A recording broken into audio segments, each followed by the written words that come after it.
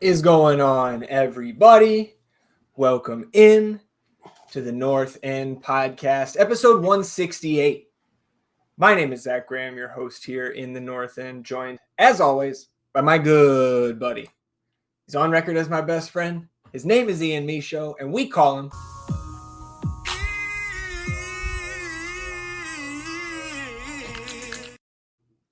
E. Sitting here midweek, Austin, Texas, getting ready for the return of the MLS regular season, coming off the Verde Best Ball League transfer draft last night. Of course, right before we started recording, we found a rumor about our first round pick in that draft potentially being transferred out of LAFC. So I know how I'm feeling, but I'll ask you as I always do. How are you feeling, my friend? Hot. It's fucking hot, man. It's really hot out. And I'm also hot because we're back, baby. We're here. Mm-hmm. We've gotten through the extended break, and a game is around the corner here, and I'm excited about that for sure. Look, man, in regard to the draft, I had a great time. If we lose our first round pick, and that means Bogusz is no longer in LAFC, I think I'll take a wooden spoon for that. Okay, yeah. You can give me a fake wooden spoon from the Verde Best Ball League if Mateusz Bogusz is no longer in LAFC for sure. I think that's a good point. Good reasoning by you there. The voice of reason, E, here in the North End. But a little bit of extra pep, I think, in both of our steps here today, because we've got the return of the Verdependent podcast here in the North End today. 2/3 of the Verdependent boys. We've got both Logans. We've got Lojo. We've got Low Bar. No Low Paul here today, but we'll take 2 out of 3. Low Bars, I'll start with you. How you feeling, man? I'm feeling good, man. We had the best draft of the night. Being the best ball draft, of course. Yeah. Just chilling, bro. Finished up work, having a good day. I'm ready for it.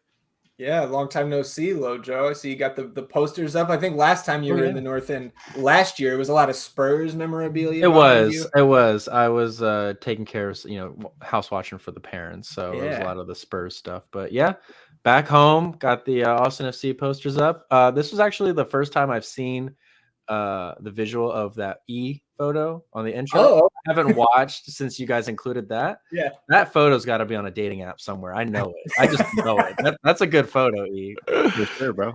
Yeah, if you want to catfish me, go ahead, bro. That's the profile right there. You'll have something set up by the end of this weekend, I promise you.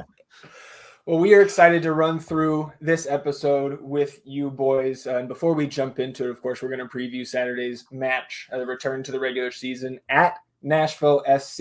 We're going to talk about some Austin FC news to start today's episode. And then, of course, check in on the best keeper in the world. A little bit of last business day to close out the episode. But before we jump into episode 168, just want to remind you all listening or watching that the best way to support the North End podcast is by downloading the audio version of this episode wherever you get your podcast. And if where you get your podcast has that little toggle, auto download these episodes, you can flip that on, support the show without even thinking about it further. If you want to go the extra mile, you can rate, review, and subscribe to the podcast wherever you get your podcast. And if you are watching on the YouTube channel, hit the subscribe button. That also helps us grow the show. You can hit the notification bell to know when a live stream pops up or a new episode goes live. And of course, on this episode, hit the thumbs up. Help us battle the YouTube algorithm overlords. Atone for your sins. Wash yourselves clean in the waters of the North Independent. Boys, we recorded our last episode about 6 hours before the transfer window closed last Wednesday night. And of course, everybody tuning in to this episode knows no new surprise player signings at the deadline, but the day after, on Thursday, we did get a couple pieces of news that I think is very important for us to kind of dig through here. Because one thing that E and I forgot about on that episode was that the roster construction decisions were coming down the pike for all of the MLS clubs. Of course, just to refresh anybody who was not familiar with that, the new MLS rules that decoupled the designated player slots from the U22 initiative slots and presenting clubs with 2 options. You can either have 3 designated players and 3 U22 initiative slots, or go down to 2 designated players, get an extra, a 4th U22 initiative slot, and an additional $2 million in general allocation money. So for this year, of course, this is coming in the middle of the season. If you chose that 2-4 GAM route, you got just $1 million in GAM because it is coming in, being implemented halfway through the season. And I think, boys, I did not give this much thought because we have 3 DPs. I did not expect Alex Ring to be bought down if we weren't bringing another DP in. But the list comes out from the league. MLS Communications drops this news on us, and Austin is one of 10 clubs that selected the U22 initiative player model. So Austin gets the 4th U22 slot for the rest of this season. They also received $1 million in GAM. That $1 million in GAM has to be used by the end of this league year, contrary to the other allocation money that you get from your annual allocation, missing the playoffs, things of that nature. That GAM has a half-life of 3 transfer windows. Got to use this $1 million here. So I know long-winded, but I just want to get through all this news before we open it up to the floor.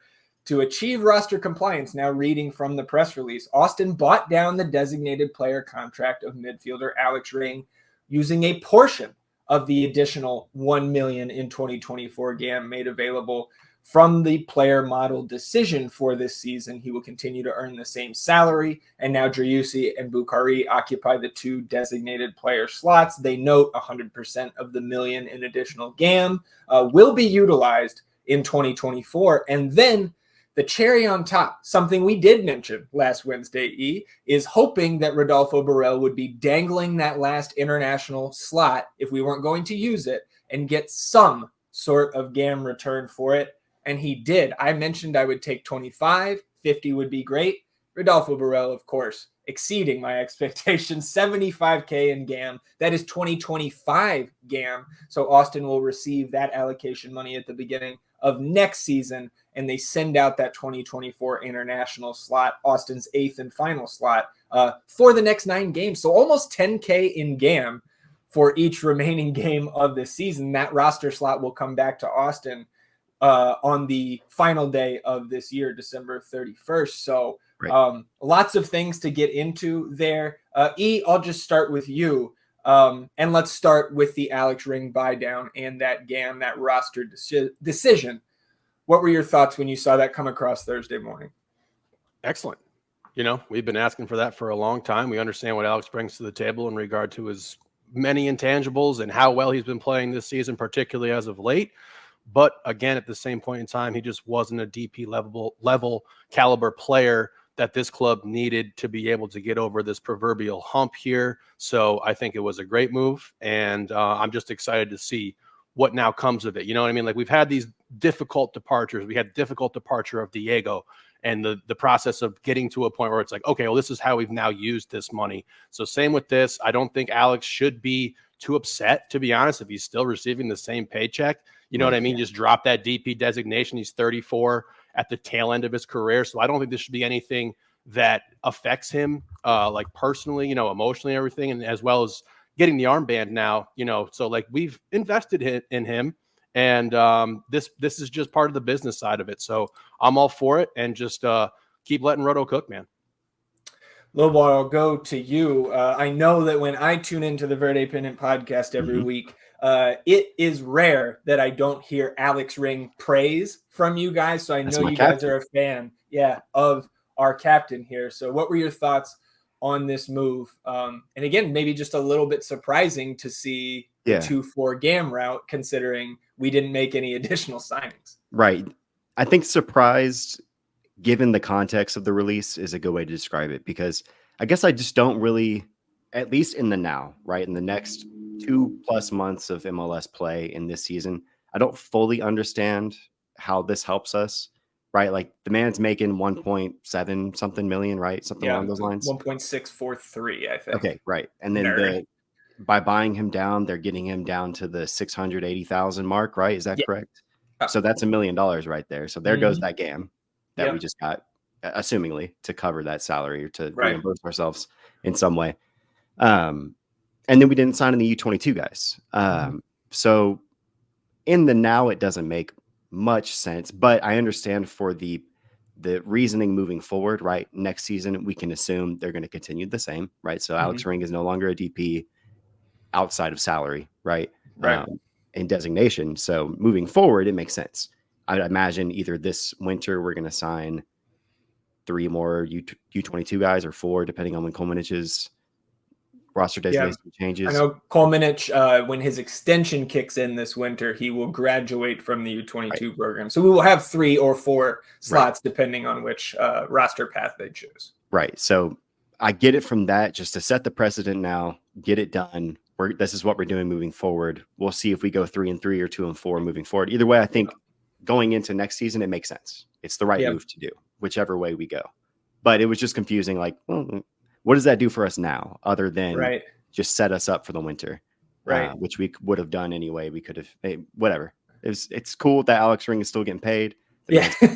And it's setting us up for what we expected in some way, that we would buy him down eventually once the rules change. So it is what it is. We move. Yeah, it all just adds an additional layer of complications to understanding the MLS roster and salary cap process. So Lojo, I know coming to you here last, maybe not a ton to touch on there, but we can talk about the international slot trade. Again, it just seems to me like, from my point of view, and I'm one of the most pro Roto guys out there, I think, but it's just like, it reminds me of the move when he sold Romagna. It's like, you can sell Romagna for anything. That's great. But $750K, right? Turned all that into GAM now at the 11th hour, turning this last international roster slot into $75K GAM, that's like half of a Danny Pereira, right? Salary wise. So your thoughts on these moves? No, absolutely. I think they're really good. And as you mentioned, on our podcast on the Verdependent, I feel like we brought up the topic of Alex being brought down several times. So I don't think that's a very much surprise to us, but I definitely am the same boat as Lobar. Like, I don't know enough about MLS bookkeeping to understand how this can help us, whether we can use that money on current contracts, if we can use that. I have no idea, and I'm not going to start acting like I know accounting for even just the MLS. So, but I think it is good business for sure, from what I understand. Yeah. I mean, we were getting nothing from the slot. So again, that's what I said last week, is like anything we can get back from that. Yeah, absolutely. Absolutely. And money coming in, I know that's positive. So I'm good with it. Absolutely. So again, like you guys alluded to, right? We don't know all of this stuff for sure. So I have 2 theories on what they're doing here. I think we can all agree that Roto chose the 2-4 GAM path because he's doing something clever with his roster accounting here. So my first theory was that because you see in the press release that Austin bought down the DP contract of Alex Ring using a portion of the additional $1 million in GAM. So it wasn't just, we're taking that $1 million, we're buying down the DP, washing our hands of it, we're done. So my thought was that potentially you could shift around some of the allocation money here before the roster freeze date in September, and potentially push some of the other GAM that we have in the coffers, that GAM that is eligible to roll over to seasons down the road, and then of course use this extra $1 million. The other theory, and I will credit Long Cow, who pointed this out to me in a Slack chat, that if you look at the roster rules and regulations surrounding allocation money, and under that section, use against a salary budget charge, it says that a club can use GAM to reduce a player's salary budget charge to the lesser of 50% of the salary budget charge, or $150,000. We've talked about that extensively here in the North End. But then it goes on to say, this restriction does not apply where GAM is being used on a loan or transfer fee. A club may reduce 100% of a loan or transfer fee. And who did we just pay $1.2 million for? Alexander Svatok. So I think that we are now, thanks to Long, I think we are using this expiring GAM, at least a portion of it, right? Some of it's going to Alex Ring's buy down, but I think we're trying to buy down that transfer fee, because if you look on the Austin FC roster profile on the team site, neither Svatok nor Dessler are listed as TAM players. So again, that may be again, complicated puzzle. Yeah. They may not be able to release that information that those guys are TAM players until the salary dump next month. Right. But that's where my theories sit now. So Loja, I'll go right back to you.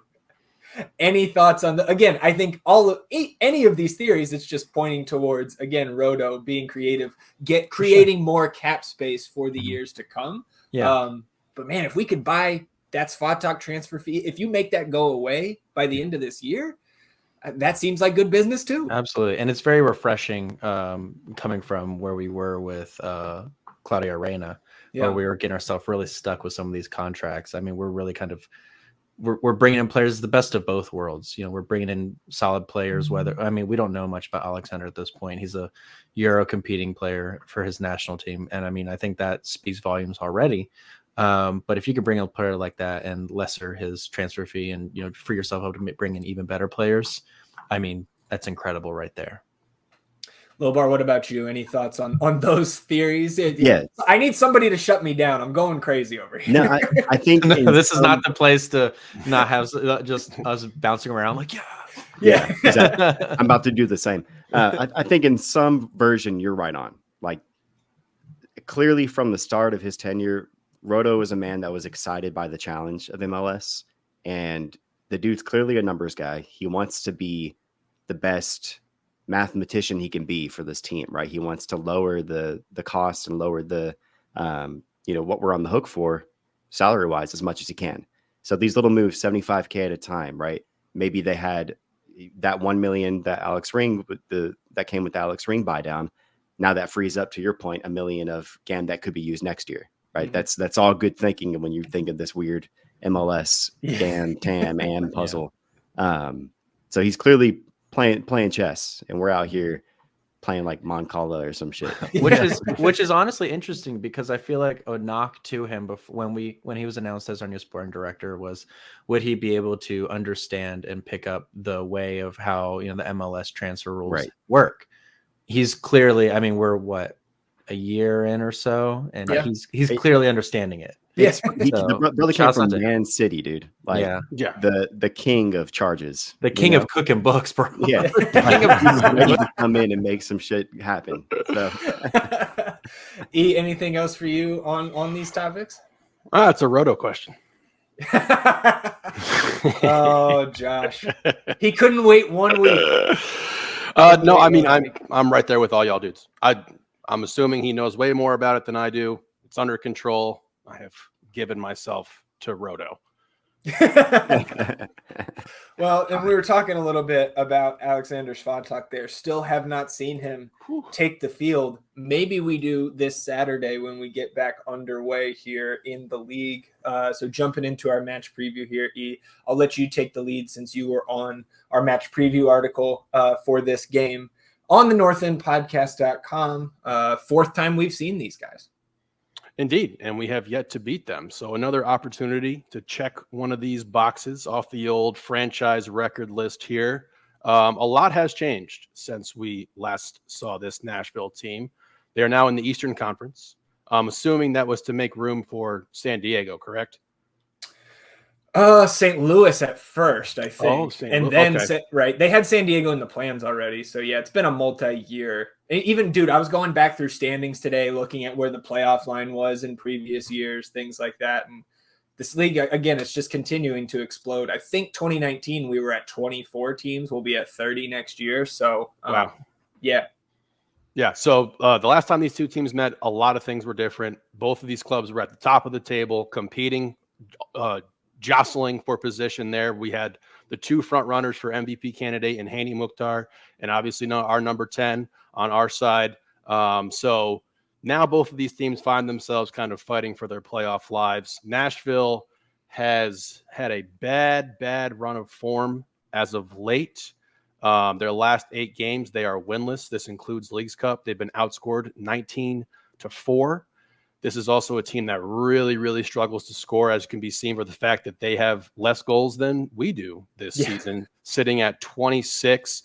They've dealt with a lot of injuries throughout the course of the season as well. And right now, if you look at their injury report, they could be without, I believe, 8 players for this upcoming game. One of them, including, is Sam Surridge who is a top contributor for them. I think he's at the top of the list for their goals this season, not for total contributions. I think Mukhtar's got him there. But this is a team that is kind of in free fall right now. They did not have a good showing in Leagues Cup. Lost to Mazatlan and a draw to New England. Saw them booted and not make it to the knockout group. So they're really reeling right now. And this is a team, in my opinion, that Austin should beat pretty handedly. I feel really confident going into this game. I know we're coming off the 2-0 loss to LAFC, but that was one of our better showings of the season, in my opinion, particularly on the road. So I think there was a lot to take away from that game. You saw the lineup change. You saw a bit more of aggressive style of play from Austin. So heading into Nashville, I have uber confidence that we're going to go ahead and get the job done here and start off these last 9 games on a high note. So Lobar, it's hard for, I think, any of us to truly feel confident going on the road, considering how the form has been this year. Yep. But it's also hard for me not to lean into what he's saying there in terms of, like, we just beat those 2 Mexican teams at our place. We found a lot of positives, at least we did here in the North End, from the 20 shots we generated at LAFC. So, like, do you think that the winds are changing? Can we, because we'll get to our rest of season predictions here in a few minutes. We're going to need to see the winds change on the road at least a little bit to make the playoffs. How do you see Austin stacking up against Nashville here? Yeah, I think to your point, we haven't beaten this team, and this season we're on a run to do that, to right those wrongs, beat the teams we haven't beaten. I think the new guys, all of which are high quality in Austin, have something to prove. It's their first MLS play for the most part, right? Dessler had a little bit, but likely his first start. And I think, to your point, the road is hard to play on. Nashville, Lojo and I were at that Nashville game in 2022. It was tough, but those are 2 different teams.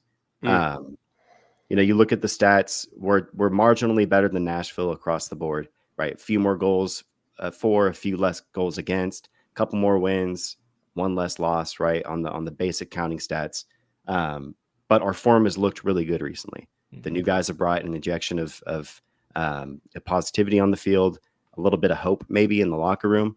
And I'm expecting a competitive game, right? Again, on paper, we're 2 of the 3 lowest scoring teams in the league. We're number 2 and number 3 on least amount of goals scored. So, maybe those wins are changing for the better with Bukhari, with Dessler, with Zardes back up top, potentially making a difference. So I'm expecting a competitive game. I expect more than anything, my expectations are for points, whether it's a draw on the road or a win. From here on out, these are the games we need to win. We have very few games against lesser competition.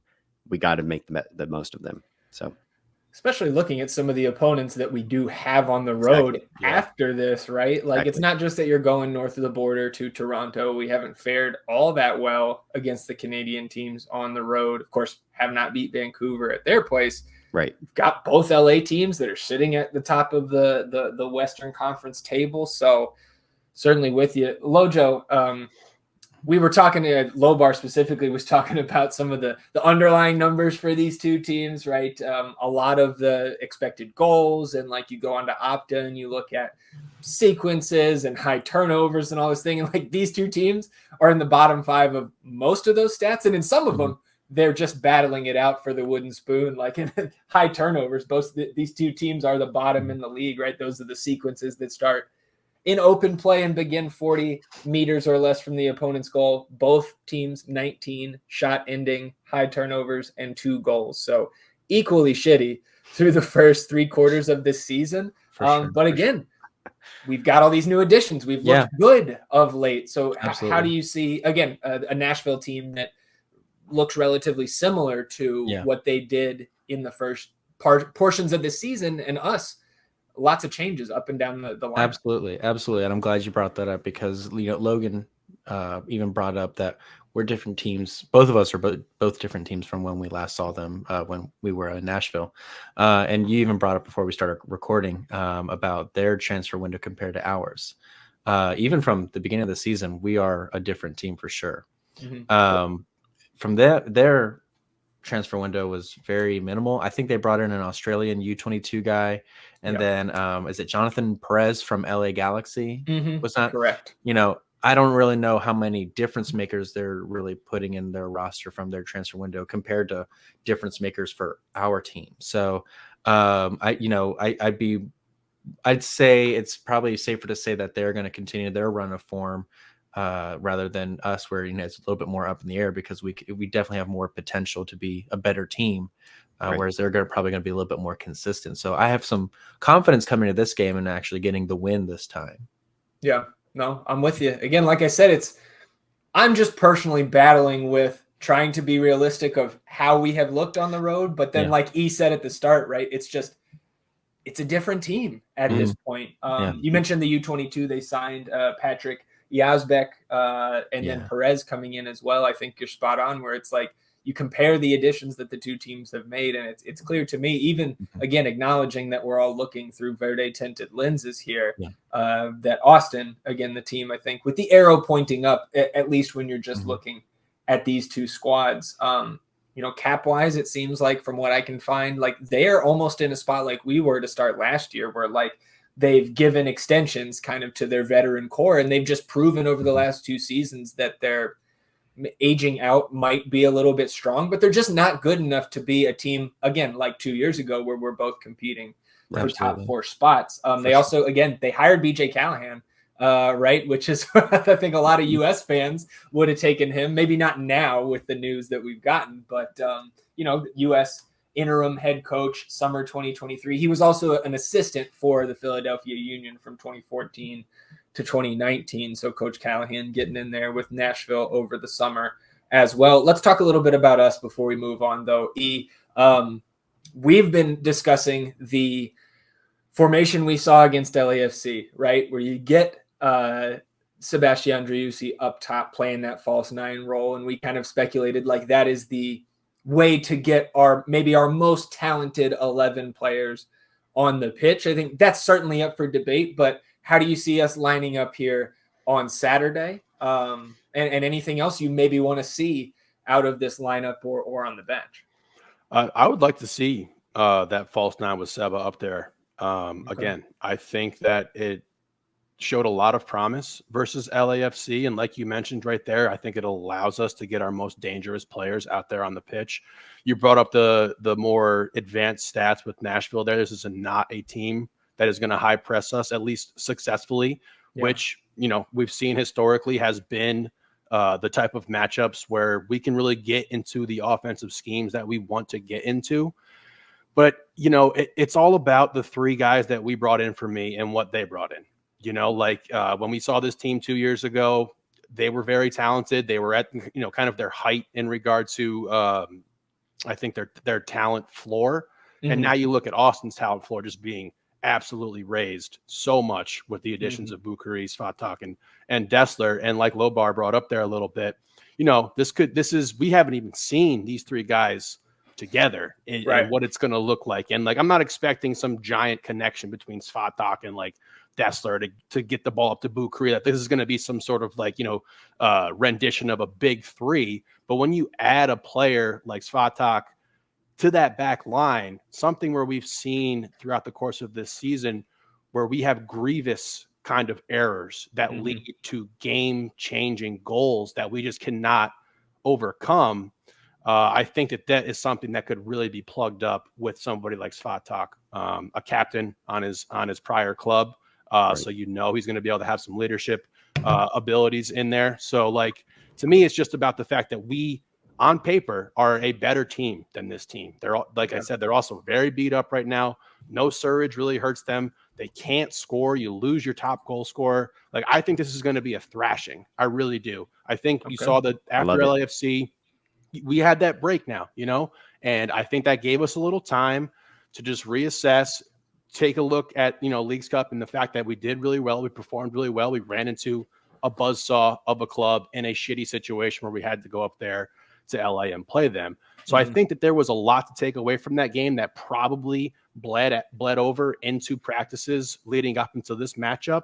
And I think if we're working with this new lineup, it's fresh. It's a different look for us. I also think that allows us to put a little bit of a high press on because Saba can be up there and he's much more mobile, much more agile than Giassi. So I think that I would like to see that 11. I'm not very confident that we will. I just really hope that we don't go back to the ultra conservative style of play that we have been known for on the road, because we're just a way better team now. And I know that these guys are new. They haven't been here for a long time, but still, when you go out there, you throw the ball on the pitch, like more often than not, talent players are going to win you games. So I just think that we're a better team than them. I know that, they haven't won a game in 8 matchups.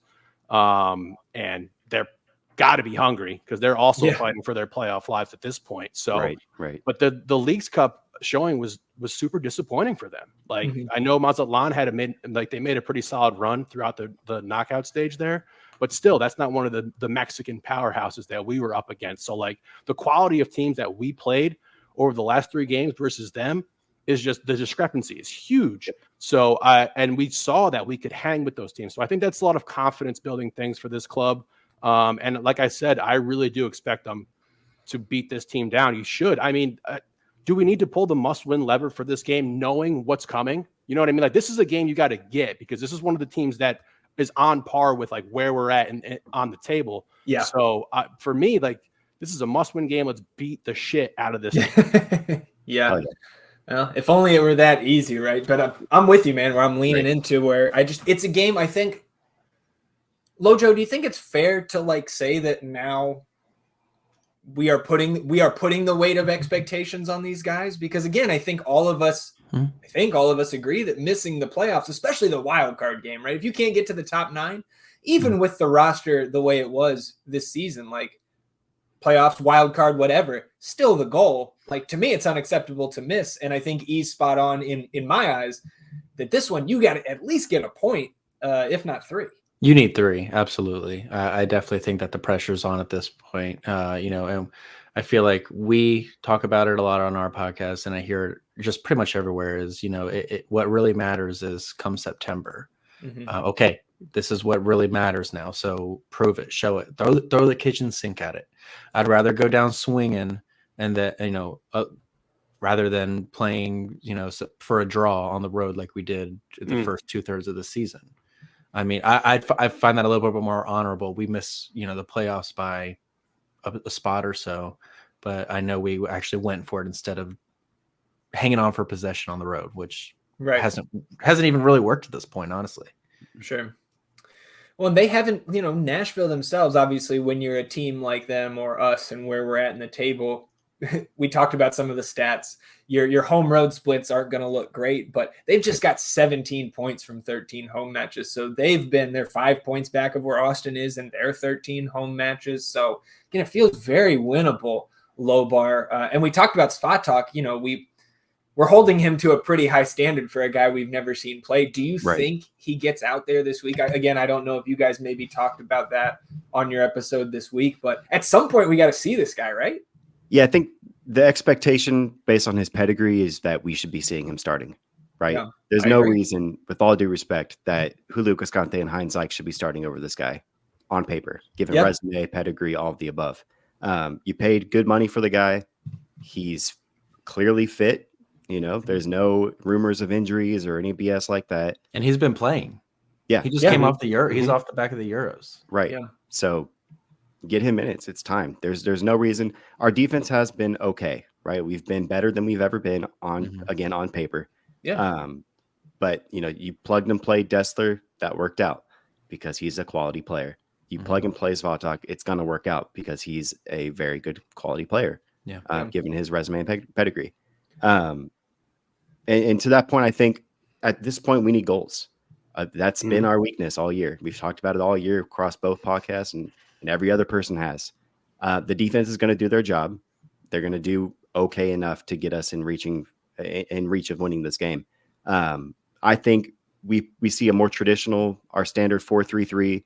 Driussi in the 10, pick Rubio Zardes, whatever the coach wants. Do either. I prefer to see Zardes because he's been on scoring form in recent games, sure. But I think I'd trust one of those two guys, Rubio or Zardes, over Owen Wolf or Valencia coming in the midfield, spotting so Driussi can go up top.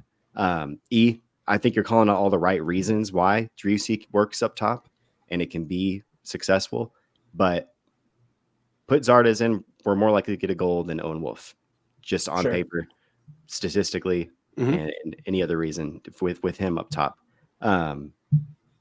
We just need to score some goals, man. I think Svatak, Dessler, whoever else is back there is going to hold it down good enough to stop the second worst offense in the league. And to y'all's point, the expectation should be a win. It's if we don't get this win, it's only uphill from here.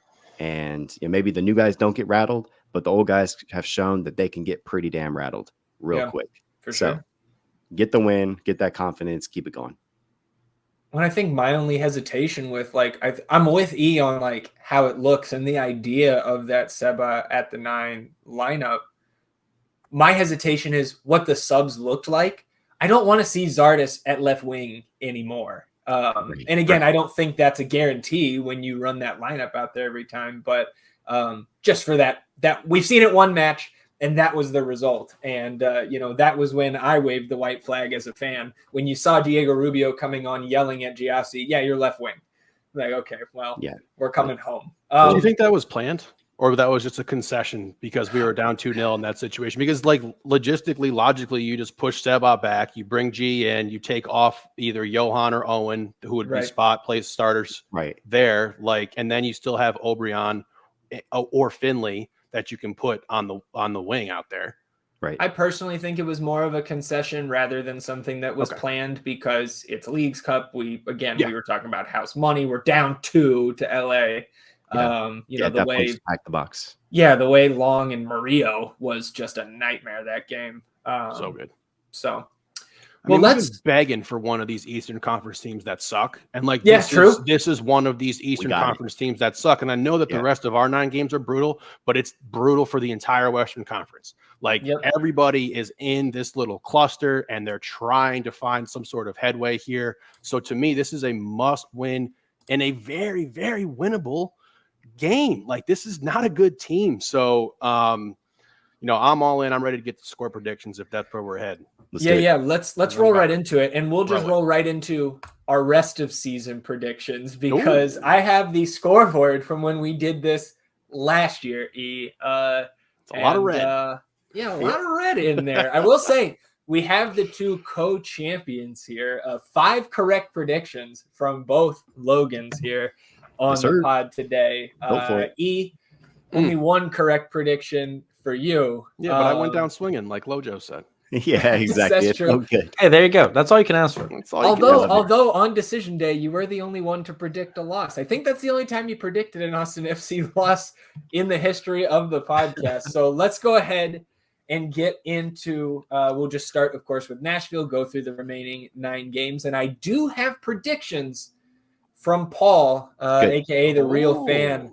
That's trademarked. TM. Real fan TM. Yeah. So I'm going to go ahead and say I've got us winning this match. E, I know you've got us winning this match. Logan's 4-1.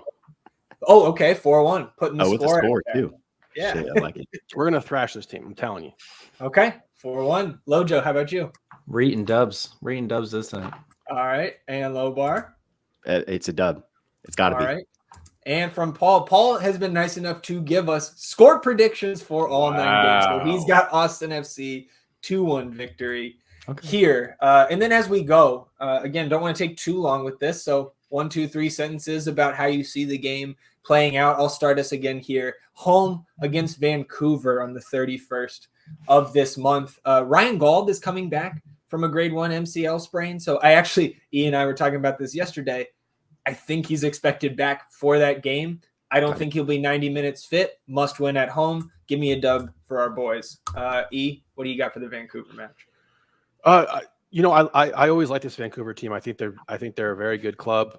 Getting Gauld back will be huge for them if that's the case. But again, I think the struggles you see with teams that need to go and play on their turf, it can be vice versa. And I think Vancouver is going to struggle to play in the heat down here in Texas in that matchup. And like I said, with that 4-1 Nashville victory, I really think we're going to be hitting our stride here with that. Yeah. And, you know, like it's optimistic, but like I don't see how you can look at this roster at where it was and where we see ourselves now in this table and then have these additions and not be super excited about what's to come here. So I'm going to go ahead and take a win there as well, because we're going to need those points. We got to bank these points early because, I will be predicting some losses going forward. Okay. All right. Yeah. So it's a new chapter here in the North End. You know, when we do the episode, I'll say we're going to win. Okay. Yeah, right. You get caught up in the moment a little bit. Okay. So, Lojo, home against Vancouver. Yeah, for sure. For this one, I really kind of hemmed and hawed between a draw and a win. It's hard for me sometimes. I'm still very pessimistic with this team. Sure. But I'm trying to be optimistic. As I mentioned, we've changed. We're a new person. They've said they've changed and they're coming around. New transfer. Right. So I'm going to go with a win here as well. And as E said, we got to get them now because the end of the schedule's rough. Yeah. We started 8 straight win predictions here. Lobar, are you going to make it 9? Oh, I'm keeping it going, baby. It's a win.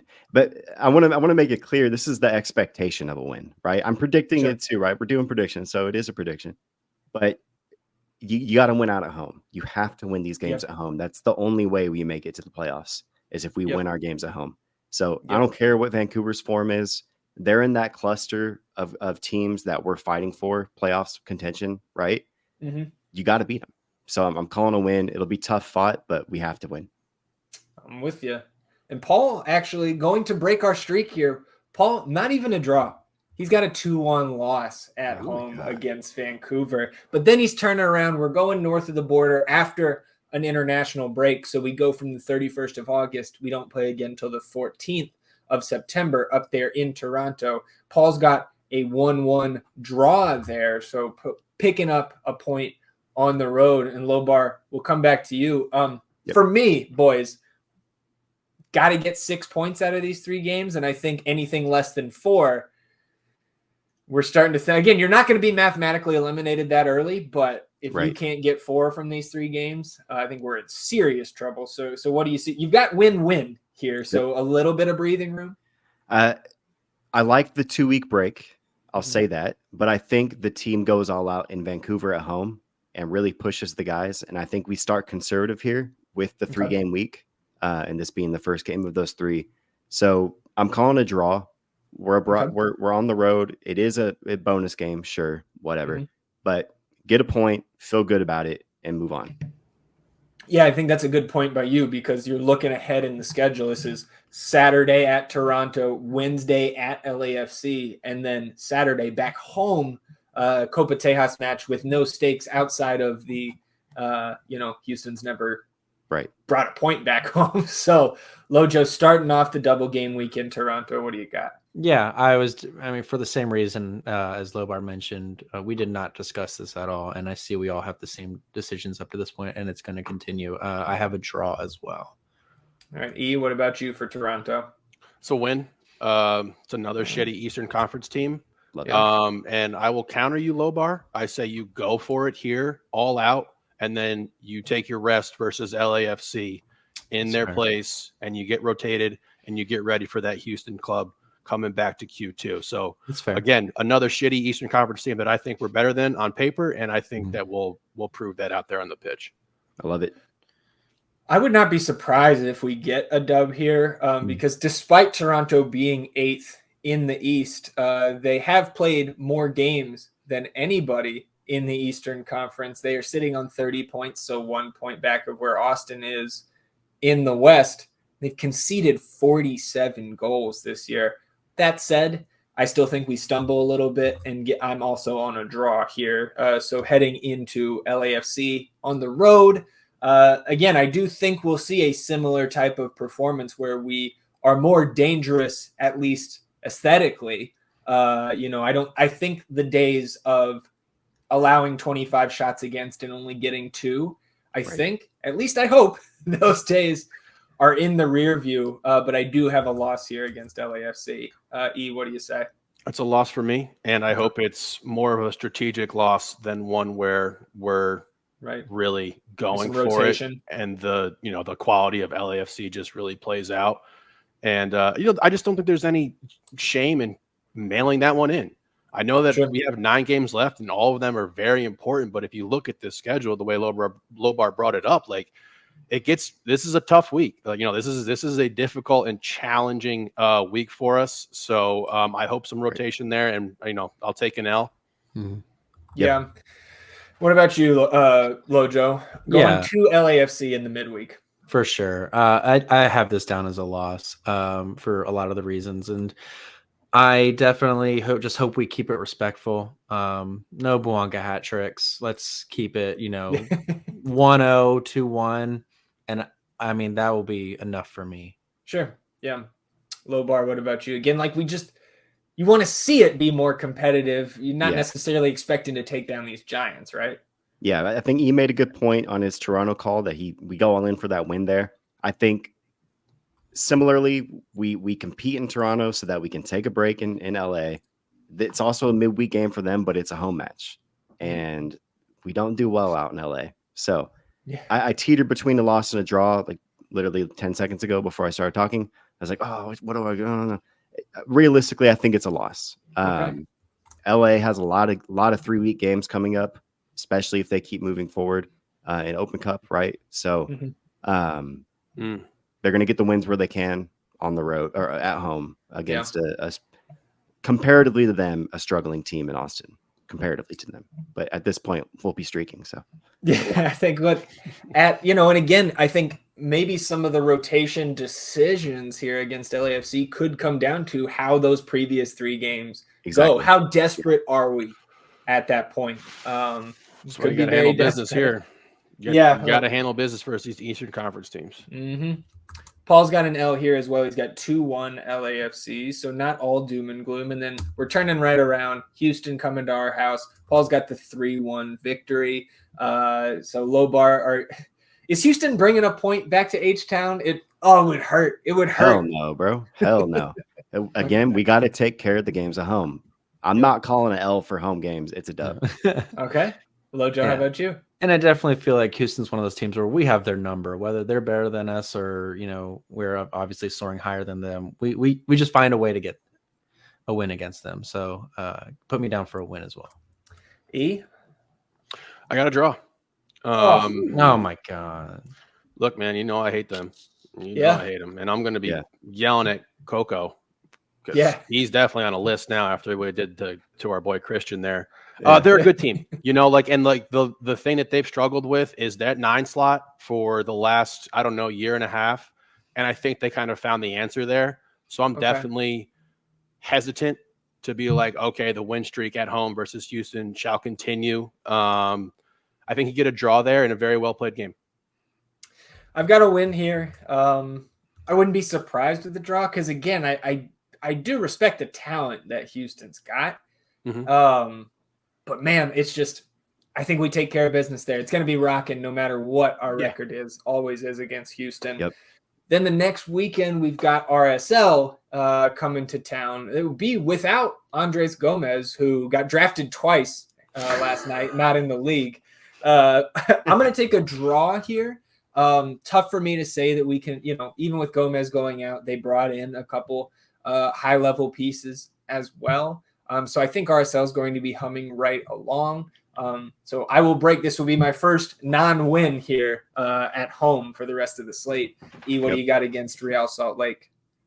I have a draw as well. Kind of same reasoning with this Houston team. This is a good RSL club that knows how to score. They're very talented up and down the board. But I think we play them tough. And I think that you're showing here, even with these 2 draws, that you can kind of hang with these higher up Western Conference opponents that have created a bit of distance between us and them at this point in time. So I'm going to go a draw. Lojo, what about you? I unfortunately am going to go with a loss here. That is a huge blow. It is to our playoff hopes. With it is. Well, wait till you get to the end of my predictions here. Okay. Lobar, I think we're ripping off a win here for you. Yeah, it's a home game. We have to win this game. E, you made a great point. this is a chance to prove that we can hang with the upper echelon of the Western Conference. As it stands now, RSL is third. And I won't spoil anything, but we have to win this game. Yeah, we have to win this game. There's another game up ahead. We have to win as well. And that's what's going to get us across this playoff line. I just revisit that game we had against them previously this season, and it was jarring to think about. that shit fell apart so quick. That was I mean, the goal from midfield by Chicho, right? Like that ain't. I'm knock on wood, I guess that ain't happening again. And I would think like this team does really over the years. I feel like when they get their ass whooped like that and embarrassed, they do respond the next time they see a team like that. Sometimes they better, at least against the Texas teams. I'll say right. So hopefully they've got this fresh in their mind. Paul, looking rosy here. He's got a 3-2 home victory there over RSL. And then we go on the road to Portland to start. We've got 3 matches in October. Paul's got the 2-1 loss up there at Providence Park. So still winless up there after a draw on Will Bruin's late heroics last season. Low bar going up to Providence Park. What do you got? I got a draw. I think at this point, we're in that final stretch where teams are going to be showing their worth. We got 3 games left in the season for most of these teams. Some have 2 games left. And it's must win for as many teams as possible. I think we see a very competitive match. Goals are scored. We come out with a point and we feel better than not okay about it. I would feel great about a draw up there. Lojo, I think maybe not so positive here from you. Unfortunately, I just look at our overall record against Portland Timbers. I think it's 5 wins to our 2 overall. Oh my gosh, we haven't beat him since 2021 then. Yeah, when Steve Clark beat him both times. Steve Clark. That's the magic. Exactly. He's the magic man. Yeah, and I don't think he's at Portland anymore. So that definitely concerns me a bit. But just that, and they're just also looking very good right now. Providence Park is just a hard place to play for any team. I have us with a loss here. All right, E, up against the Timbers. I have us with a loss here. We have closed the talent gap between us and Portland, but I still think you take the variables of them being at home, having a bit more talent in their rotational players. The supporting cast I think is a little better for them. And Cabecita, every time I turn a Portland game on, because they're always on at fucking 3:00 in the morning, like you just see Cabecita running wild, Felipe Mora playing on balls, Evander cooking people. So like, there's a really good team, and I respect them. And I think that if this game was at Q2, I would be predicting something different. But I'm going to go ahead and respect Providence Park, their history, and what that club can roll out there with their 11. Fair. Yeah. I've also got an L here. That Evander goal is still the stuff of nightmares for me. I think that's the nicest goal I've seen at Q2 this year, and ranks up there all time at our place, certainly from opposing players. We go to the Galaxy then in the midweek. Is that correct? That's kind of tough because then we have a 2-week break. Or I guess it's midweek Portland. Double game. This is a double game week here. So RSL Saturday, correct. Portland road Wednesday, Galaxy road Saturday. And I've got an L at the Galaxy here. You add Marco Royce to that team. Look, I know we had one of our best games of the year back in April at Q2 against this Galaxy team. I want to say there was no Dejan Joveljic for that game. I think he'll be back in the mix here. And again, you get Ricky and Paintsil. I mean, this is the Ghana derby here, right? You got Paintsil going up against his countryman in Osman. I got an L though. E, what about you? I got a draw on the back of Alexander's Fatak. I think we're going to have to limit. I mean, you mentioned all of the players that they have on the offensive side of the ball. You're just going to have to find a way to limit them because you can absolutely fucking score on that team. So I think with you see my predictions here, I'm sitting on 11, 12 points now. And this is going to be a game that you have to get a point from. And I think we get the job done. Mojo, what about you at the Galaxy? Yeah, I actually honestly really considered a draw here as well, just like E. But I think it would take definitely a defensive masterclass. But to expect that on the road midweek against the LA Galaxy, kind of tough right now. So I'm going to go with a loss. Okay. I'll tell you one thing. I predicted a loss. It ain't going to be a shutout, though. No. We are scoring on that team. Low bar, what about you? So it's funny you say that because at this point, well, I don't know. At this point, LA Galaxy seems like they're in, right? If you look at the standings today, Oh, yeah. you have to really, really do a hard sell job to not make it to the playoffs. At this point, they're probably guaranteed in. I was thinking similar to what you said, right? I would have thought a shutout if this was mid-season, just given how decent their backline's been and how bad our attack has been. But I think at this point in the season, we put on a hard-fought effort, but we do come away with a loss, something like a 3-2 loss or a 2-1 loss. That's, we score a goal that gets called back on a close offside, some bullshit like that. But I think still the LA Yips get us. So. All right, Paul actually has a 2-2 draw here. So picking up a point there out in Carson, and then we get to decision day. Same team we closed with in the 2022 season, Colorado Rapids coming to town. Slightly different talent level there on the Rapids roster this year. Paul has a 2-1 victory, though, and I think that would be enough to probably sneak us into at least the wild card. Low bar decision day, Colorado coming to town. What do you got? Yeah, I have this as the other game we have to win to make it. Colorado's currently at 4th. They're the bottom of that top tier of Western Conference teams, over 40 points as of today. I think with the 2 losses in LA, we have to beat RSL and we have to beat Colorado. Doing my math at this point, if you haven't already, my line to get in is 48 points on the year. We're at 31 now. This one will get us at 17 based on my predictions. Colorado is played the most games in the West, so they don't have to do too much to make it, but they got to be consistent. But I think at this point, they're probably in. We get the win because we're fighting for it. And yeah, we have teams to beat that are ahead of us, and this has to be one of them. So you're aiming really for the 7 seed, right? You're bypass that wild card game. Yeah, because at this point, no, honestly, I mean, you look at the standings. The right now 7th seed is 37 points. And right above that at 6th and 5th are 37 and 38. But Houston and Vancouver both have a game in hand on us. They have 10 games to play in this stretch. I think given that, it's going to be us and Minnesota fighting for that 8th and 9th seed. And I'd rather play Minnesota at home in that playing game than on the road. So I'm having us falling at 8th in a very stacked Western Conference. Yeah. And likely against Minnesota in that. I like it. Lojo, what about you here on decision day? This game has me worried. Yeah, I have a draw. Okay. All right. E, what about you here going up against the Rapids? I think they're frauds. 2 games in hand on the teams chasing them right now. They give up a shit ton of goals. Like, this is a team that we absolutely can score on. I do not think that they are that good. This is a win for me at home. Get them down here in the old oven and, cook them up. Love it. Yeah, hopefully still, 100 degrees there mid to late October. Probably. Well, I mean, they did, sold Moise Bombito there in the window. So, I mean, Lalo Abubakar, we do owe him on decision day. Should have been tossed from that 2022 match.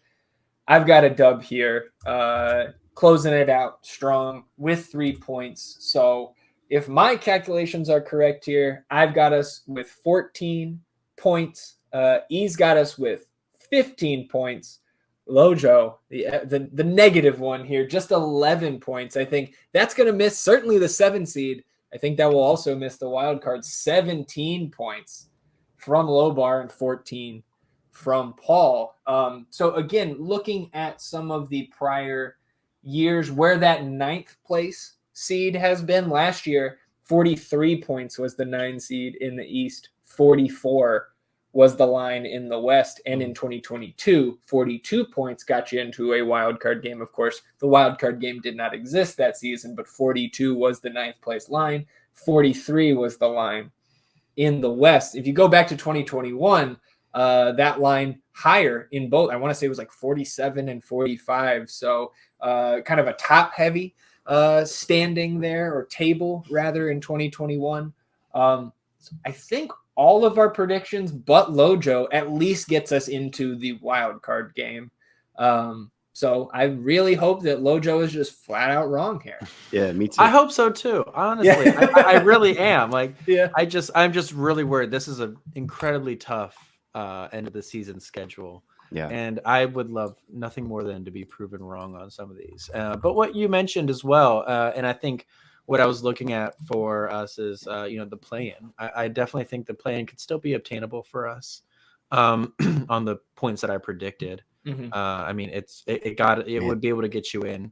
Okay. I'm thinking the same, bro. I'm thinking the opposite, actually, brother. I think it's a lot higher. I mean, you look at 2023 standings, the bottom four teams, the two play-in and 7th and 6th seed, they had 10, 11, and 12 wins.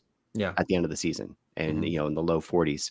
This year, the 6th already in 2024, the 6th seed has 10 wins. 10. Yep.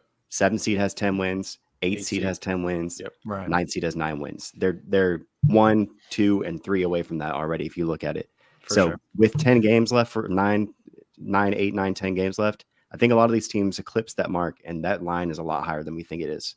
But I'm definitely seeing also those teams in front of us in that 9 position is a team in Minnesota. They started out hot, but they're not doing well either. No, I mean, that's fair. That's fair. I mean, we can really see. I think there are some realistic teams that can be jumped here as well, where even if we kind of keep consistent with them, they're on. I mean, Minnesota started amazing. They were number 1 for how many weeks? I mean, or at least 2.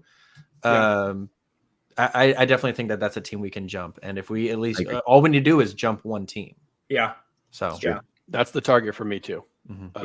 They close with Seattle, San Jose, St. Louis, Cincinnati, tough games, Sporting, Colorado, and Salt Lake. So tough, very tough games. Yeah. We're all going to be in the blender here. We're just hoping for as much cannibalization in the Western Conference as possible for sure. But that's the team I think we can catch. And that's where I was going with my comment was I really think we're aiming for just to move up one spot. That's all it really is. When you look at the standings, we just need to go up one. And we're in there. And I think that's really kind of the aim at this point, because once you're in, I mean, who's to say anything can't happen? Right. But a lot of these are those kind of so-called like 6-pointers, right? Like Vancouver and Houston and Portland and Colorado, all these teams that are attainable, right? In the best case scenario. But I think I come down on kind of what you guys were talking about. You just need to get to the 9th spot. Then we'll worry about the wild card game. And man, if you get into that first round, we get a home playoff game, right? Because it's best of 3 series. Right. And that's what I want to see out of this season. Certainly no delusions of grandeur that we're going to be competing. That comes next year. Let's go ahead and move on. And real quick, we'll check in on the best keeper in the world. So, boys, we talked about last Wednesday that there was a big showdown coming in Louisville FC taking on Charleston Battery. That's the 1-2 there in their USL conference. Damian gets the start.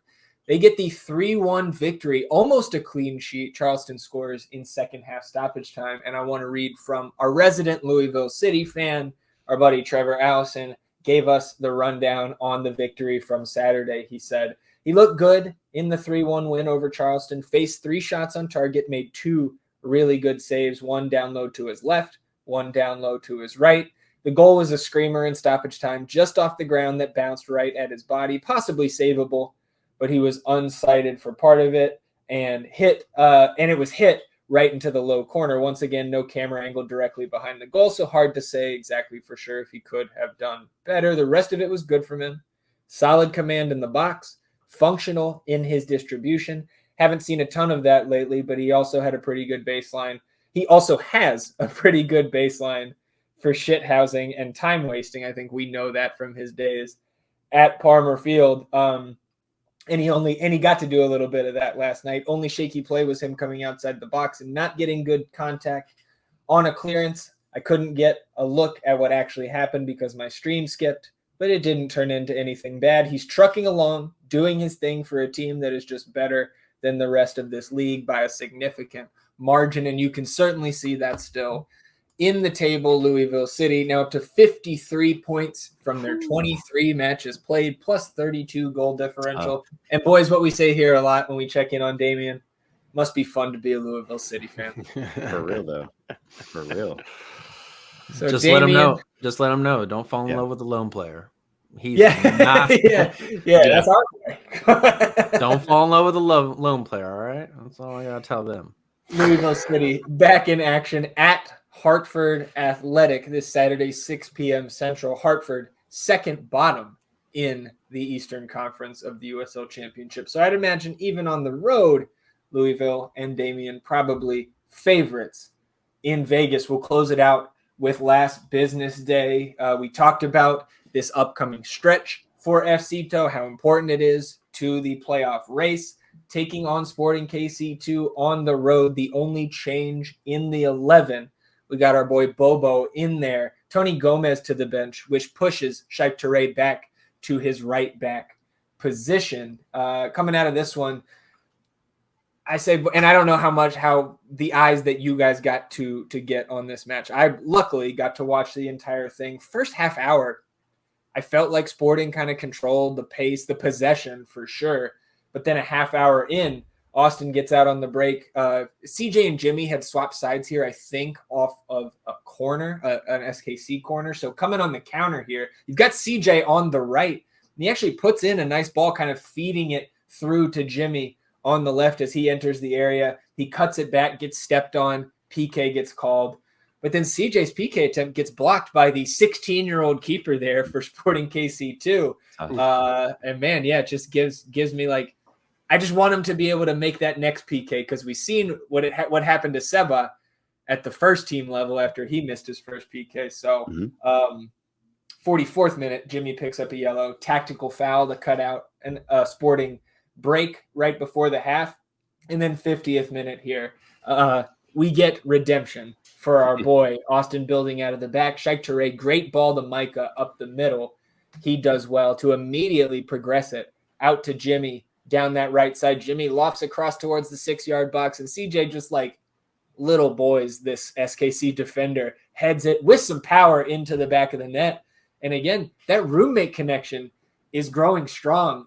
We love to see it. That connection is very real.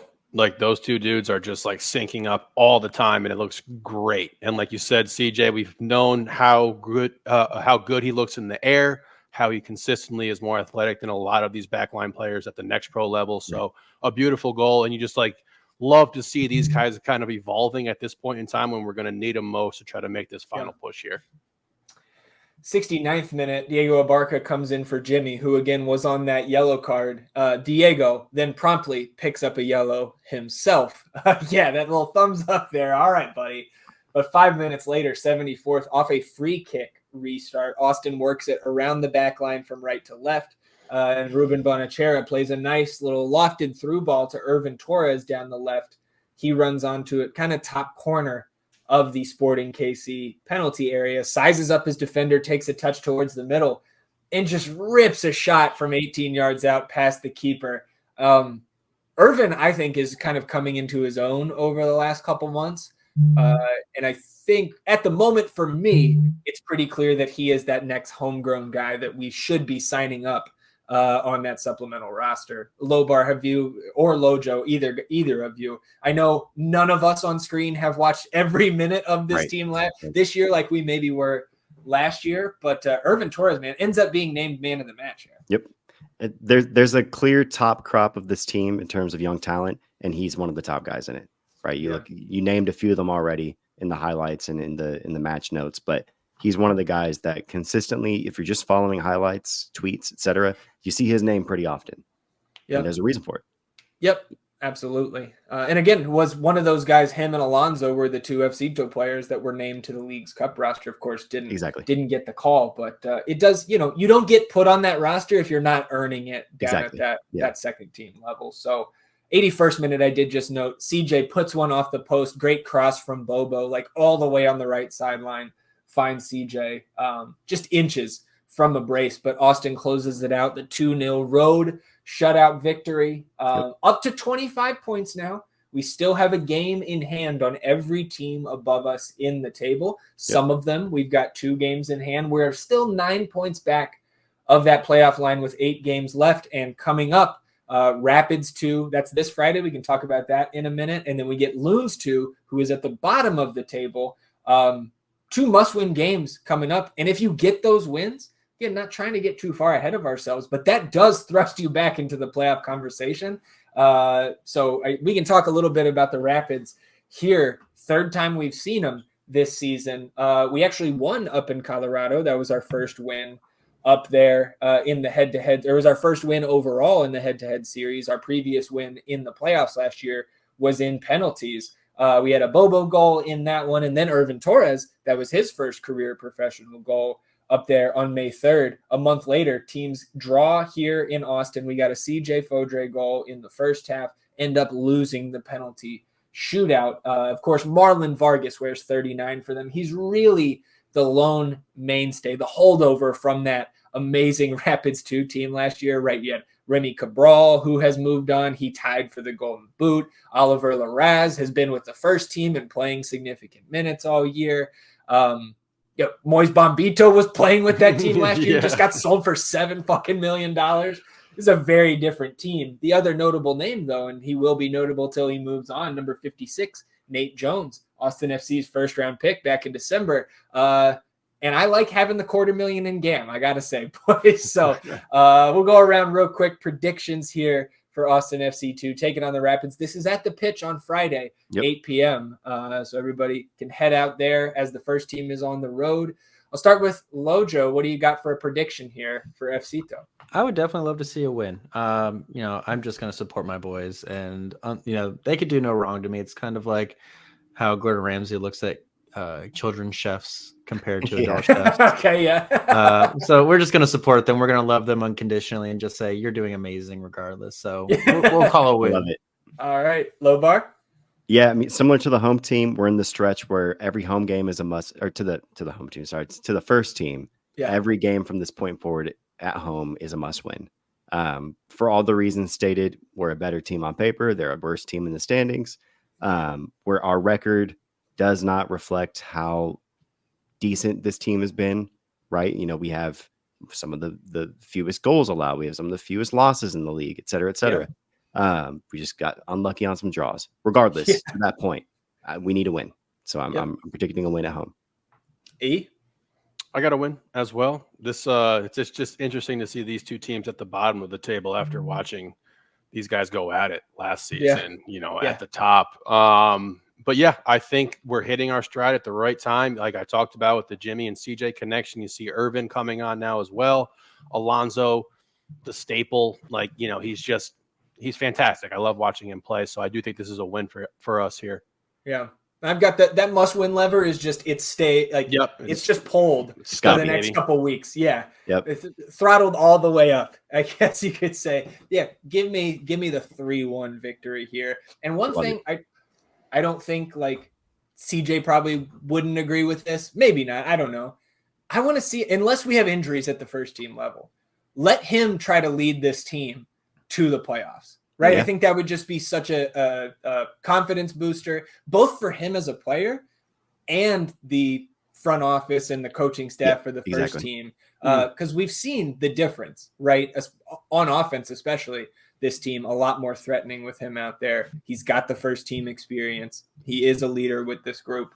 I want to continue to see that out of him.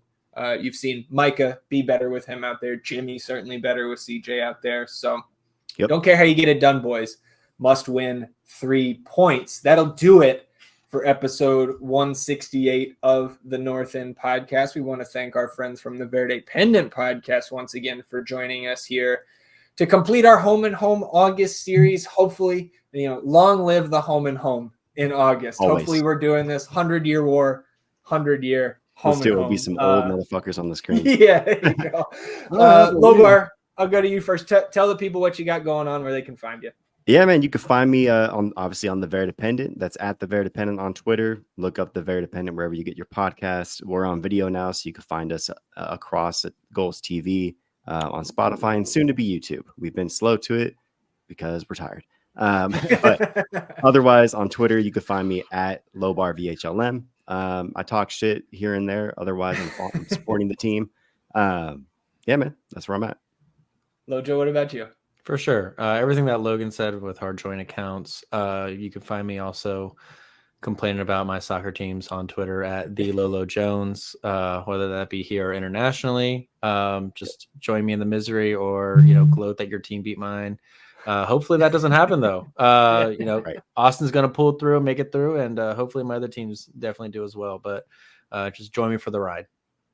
Anything else for you before we get out of here? If you see me on Tinder, it's fake. All right, it ain't me, bro. All right, everybody. We will be back on Sunday recapping Austin FC's match against Nashville SC, recapping FCito's matchup against Rapids 2, and talking about everything else in the Austin FC universe that happens between now and then. Enjoy the rest of your week, everybody. We are back for the stretch run until Sunday. He's E. I'm Zach. Vamos Austin FC, everybody. Goodbye.